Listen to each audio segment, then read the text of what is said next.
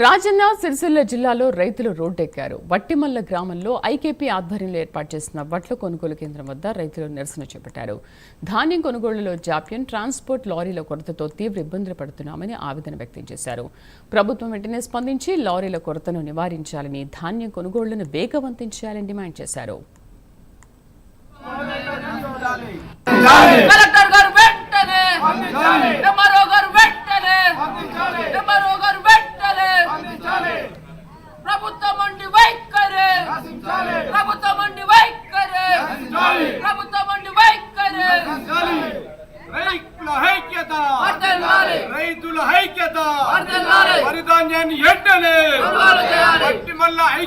కోనరావుపేట మండలంలోని వట్టిమల్ల గ్రామంలో రైతుల ఆధ్వర్యంలో ఇక్కడ ఐకేపీ సెంటర్ రైతులకు వరిధాన్యం వెళ్తలేదని ఇక్కడ బస్టాండ్ ఆవరణలో ధర్నా చేయడం జరిగింది.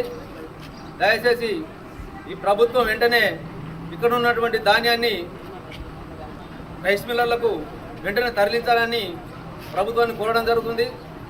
ఎందుకంటే గత ప్రభుత్వంలో ఇలాంటి అవకాశాలు రాలేవు.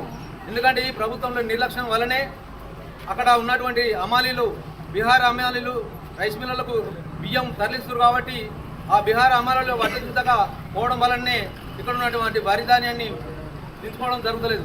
కాబట్టి ప్రభుత్వం ఒంటి వైఖరిని వెంటనే నశించి ఈ వరి ధాన్యాన్ని రైతులను ఉద్దేశించి వెంటనే ఇక్కడ ఉన్నటువంటి ఐకేపీ సెంటర్ నుంచి రోజు 2 లారీలు వచ్చేటట్టు వెంటనే తరలించాలని ప్రభుత్వాన్ని కోరనైనది.